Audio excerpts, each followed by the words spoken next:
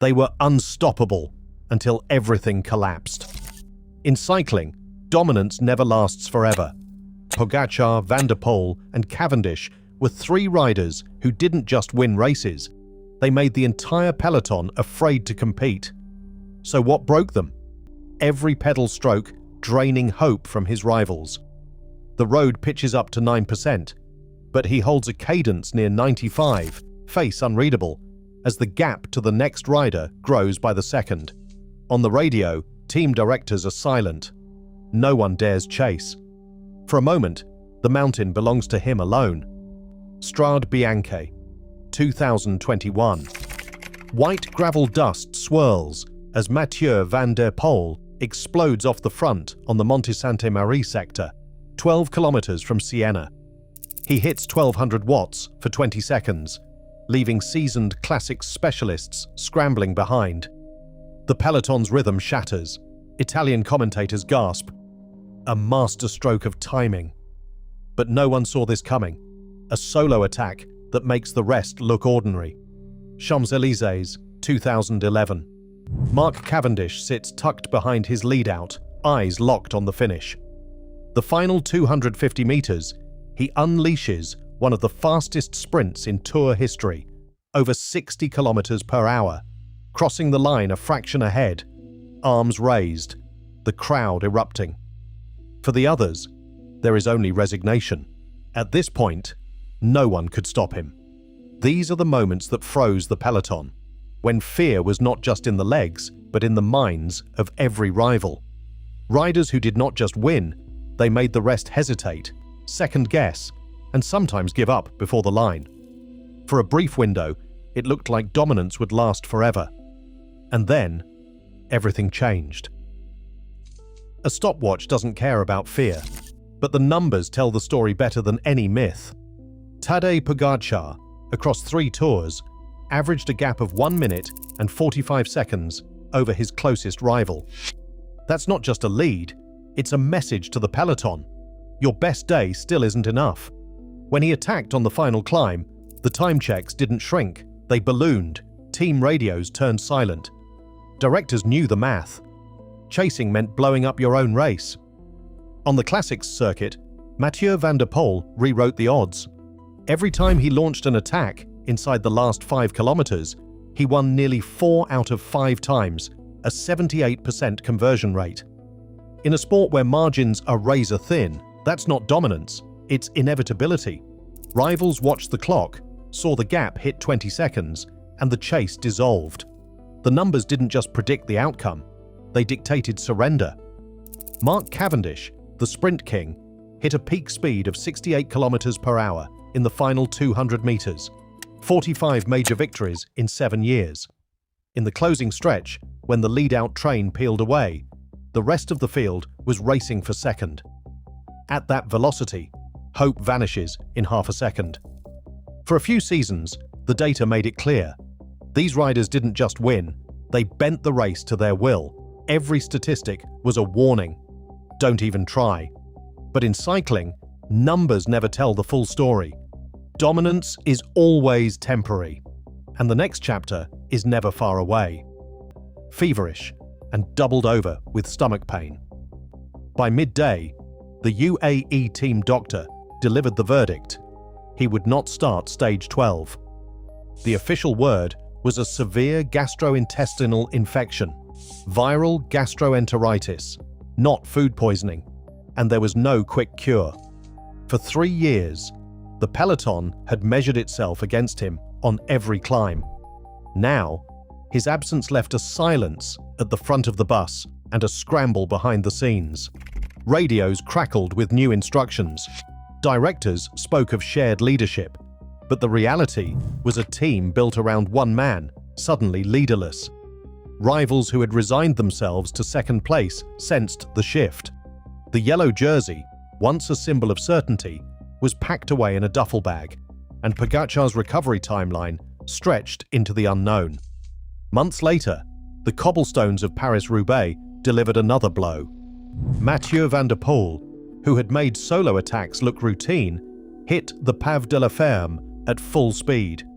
One slip on the slick stones, and he crashed hard, his bike twisting, his body sliding across the ancient road. Medical staff rushed in. The diagnosis was a fractured pelvic ring. Surgery was immediate. 10 weeks off the bike. The Spring Classics season vanished in a moment.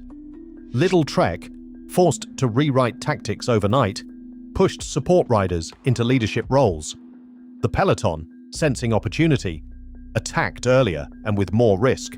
Rehab updates trickled out, but the old certainty was gone. No one could say if Van der Poel would ever rule the cobbles again. In cycling, power can vanish overnight. Mark Cavendish once owned the last 200 meters of any flat finish. But in July 2018, a single crash on stage 7 of the Tour de France changed everything. He hit the tarmac at over 60 kilometers per hour. The medical report was blunt: fractured right collarbone, immediate withdrawal. For a sprinter, the collarbone is more than a bone. It is the anchor for every explosive effort. In the months that followed, Cavendish's peak power numbers dropped. Before the injury, he could unleash over 1,350 watts in a sprint. After surgery and rehab, the numbers slipped below 1,200.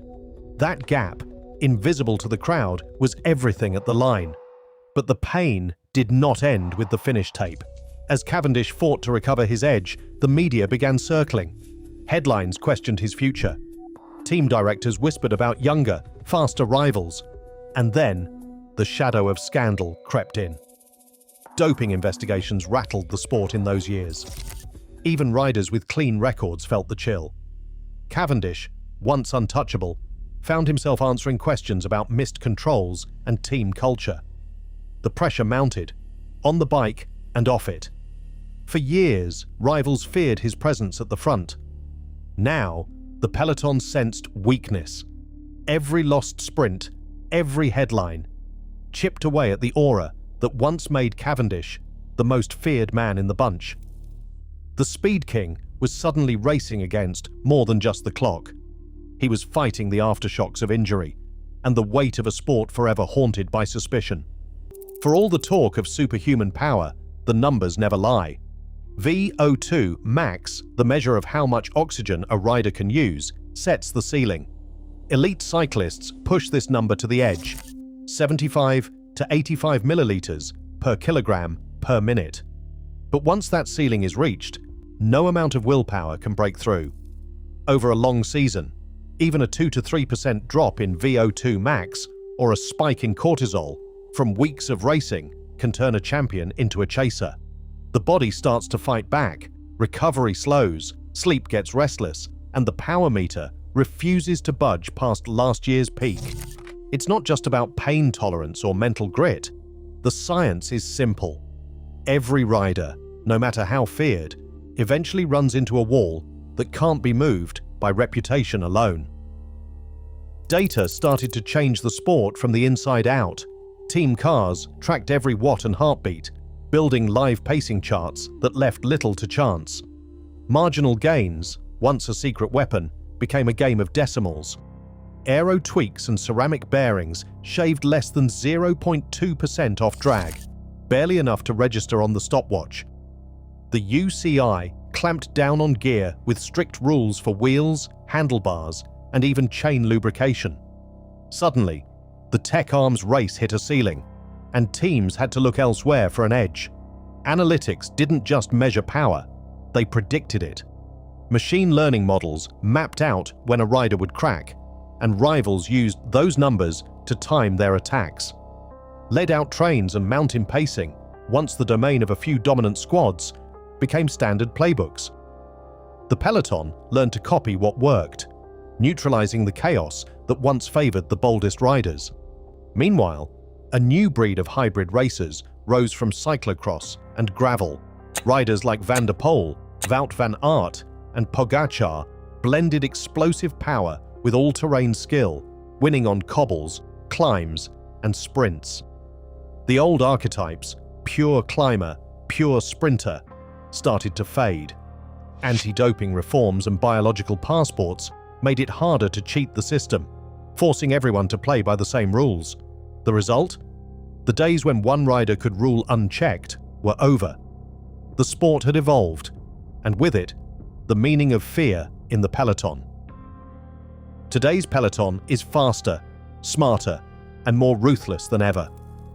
Dominance still flashes, then disappears. Every new champion knows fear is temporary and legacy is fragile. Somewhere, a younger rider is already closing the gap. In cycling, no one stays on top forever. Share your thoughts in the comments below.